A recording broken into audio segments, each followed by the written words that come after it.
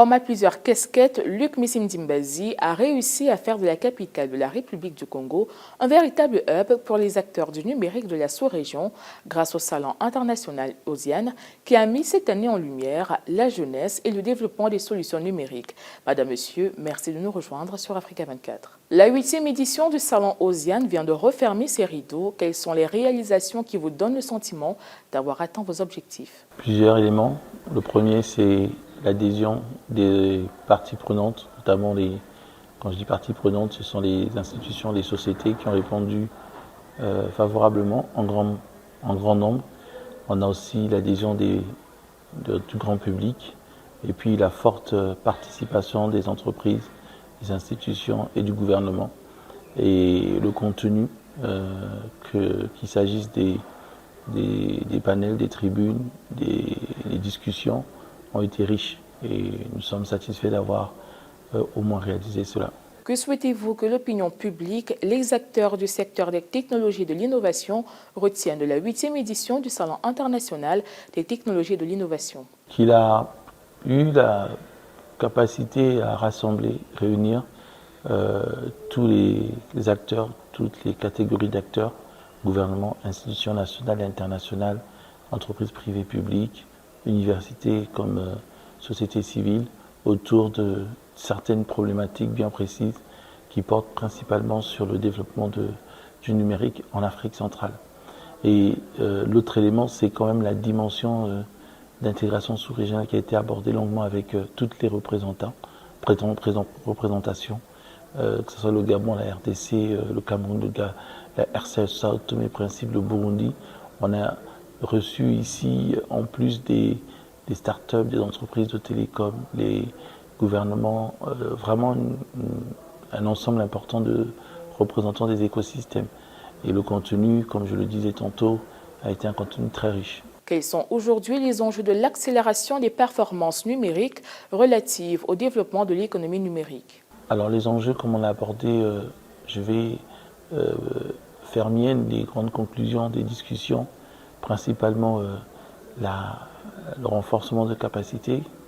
On s'est vite rendu compte que ce qui était aujourd'hui un point bloquant, notamment le financement, et semble être résolu grâce aux différents gouvernements.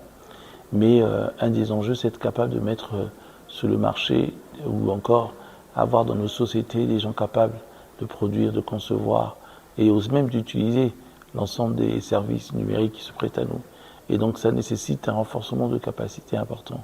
Ça nécessite aussi de disposer d'infrastructures robustes qui permettront d'avoir une connectivité de qualité à coût raisonnable et aussi d'avoir des solutions à apporter pour l'amélioration du quotidien des citoyens, pour l'amélioration du bon fonctionnement de l'administration publique. Tous ces éléments-là sont des défis. Il faut que les gouvernements, les acteurs parviennent à apporter des solutions pour réussir la transformation digitale de nos États. Le challenge des startups du bassin du Congo a récompensé le lauréat de l'édition 2024 à hauteur de 10 millions de francs CFA. Quels sont selon vous les défis de la jeunesse de la sous-région à l'heure de la digitalisation? Quasiment les mêmes, ils doivent s'approprier ces technologies. La jeunesse doit aujourd'hui réussir à se rendre utile par le moyen de l'autonomisation, l'entrepreneuriat. Aujourd'hui, c'est un challenge important pour notre jeunesse et être capable aujourd'hui de répondre aux besoins de la société en apportant des solutions adéquates. Et la technologie, à l'ère du numérique, c'est être capable d'être une source de solutions, d'instruments qui apportent des solutions aux entreprises.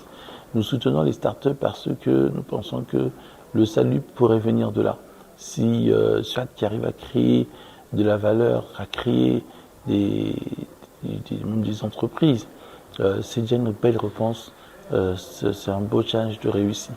Donc aujourd'hui, on pense, et je suis persuadé, que nous devons accompagner cette jeunesse entrepreneuriale, cette jeunesse qui entreprend.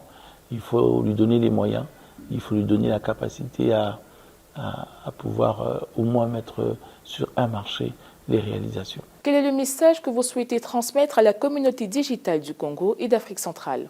Déjà la remercier nos autorités, le premier, le chef de l'État et le Premier ministre qui nous a donné cette opportunité de réussir cette édition, le gouvernement, le ministre de tutelle, ce sont grâce à eux que nous réussissons aujourd'hui la tenue d'un tel événement.